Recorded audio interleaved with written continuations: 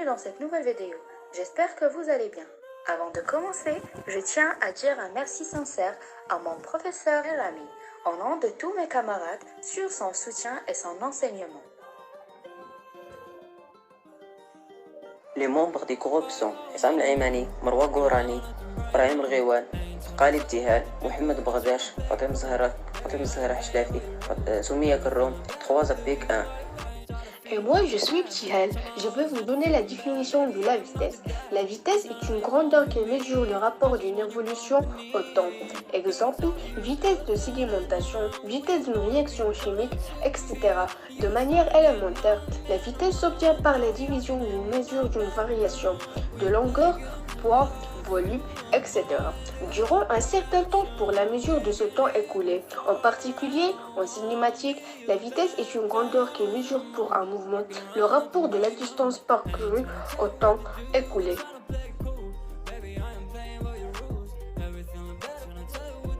Il reste d'accident plus grave. Plus la vitesse est élevée, plus choc est violent en cas d'accident et plus conséquences sont graves.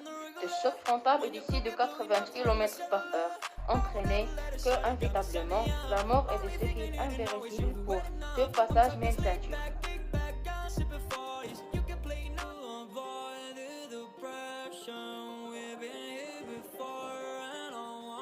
Et moi, c'est Sonia. Les panneaux de signalisation routière sont des signaux implantés au bord ou au-dessus du voie de circulation. Ils sont destinés à assurer la sécurité des différents usagers de la route en les informant des dangers et des règles à observer en fonction des particularités de l'itinéraire. Et maintenant, je vous laisse avec mon amie Marwa. Elle va donner un petit résumé.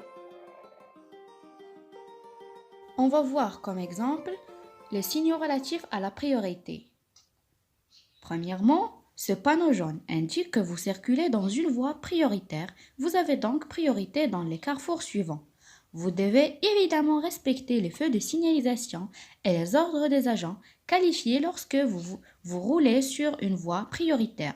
Vous pouvez dépasser un autre véhicule par la gauche dans les carrefours si la manœuvre peut être effectuée sans danger. La combinaison de ces panneaux indique que 100 mètres plus loin, la voie prioritaire prend fin et que vous devrez céder le passage. Les panneaux de signalisation comme ceci vous indiquent que vous n'aurez priorité que lors du prochain carrefour. Un carrefour où vous avez priorité n'est pas toujours en ligne droite, mais peut tourner. La large ligne blanche sur le panneau additionnel bleu indique la direction que prend la voie prioritaire. Un triangle sur sa pointe signifie que vous devez céder le passage au conducteur qui circule sur la voie que vous allez emprunter et que vous devez, si nécessaire, vous arrêter. Une ligne formée par des triangles sur leur pointe indique l'endroit où vous devez vous arrêter si nécessaire. S'il n'y a pas de conducteur sur la voie que vous allez traverser, alors vous ne devez pas vous arrêter et vous pouvez vous engager dans le carrefour. Un panneau additionnel peut indiquer que vous devez être particulièrement attentif lorsque vous vous engagez dans le carrefour, car les bicyclettes et les cyclomoteurs peuvent circuler dans les deux sens sur la piste cyclable. Souvenez-vous que dans les carrefours où il y a ce panneau, il est interdit de dépasser par la gauche, sauf la prévention routière ou sécurité routière est l'ensemble des mesures mises en place pour empêcher les usagers de la route d'être tués ou gravement blessés dans les accidents de la route. Prévention de risques syndiniques ou en atténuer les conséquences qui sont des prévisions. Les usagers de la route sont les piétons, les cyclistes, les automobilistes et leurs passagers, les chauffeurs de poids lourds et les passagers des transports publics routiers, principalement les autocars, autobus et tramways, etc. Il s'agit d'un enjeu sociétal majeur. Voici quelques conseils pour la sécurité routière.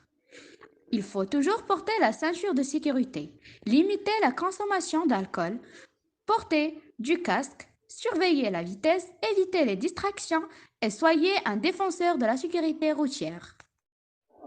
Donc maintenant, on va passer à un nouveau objectif, c'est la distance d'arrêt. Donc c'est quoi la définition de la distance d'arrêt? La distance d'arrêt est celle que le conducteur sera contraint de parcourir après avoir vu un obstacle avant l'arrêt de son véhicule et se décompose en deux parties principales.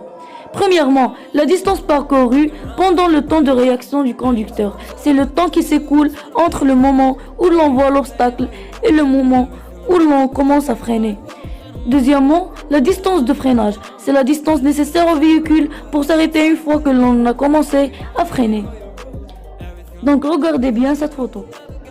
Nous allons parler ici de la distance d'arrêt d'un véhicule, en se posant la question de savoir si cette distance varie comme la vitesse, à savoir si la vitesse est double la distance d'arrêt.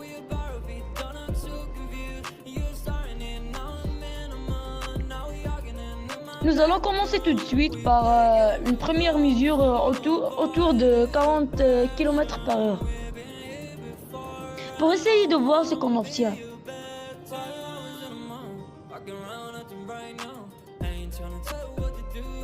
Alors on va analyser les résultats ici. Il y a une distance de réaction. Cette distance correspond au temps de réaction. C'est simple à comprendre sur le graphique ici. Il apparaît que j'ai mis une seconde avant d'appuyer sur les poignées de frein. Bon, une seconde, c'est un temps moyen. La distance de freinage est 10,53 mètres. Donc tout simplement, la distance d'arrêt, c'est la somme des deux. La distance de réaction plus la distance de freinage.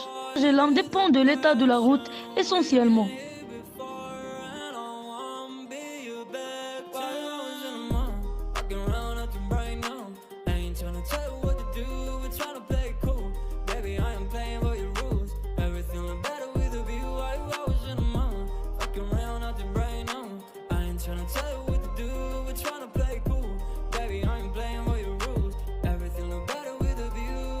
Et 18,14 mètres. La distance de freinage est 42,24 mètres. Donc, regardez bien le graphique.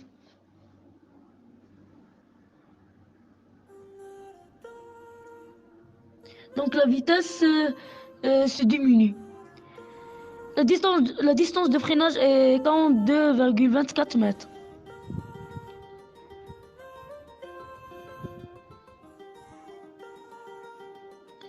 Donc la distance de freinage était 4 fois plus grande que l'autre.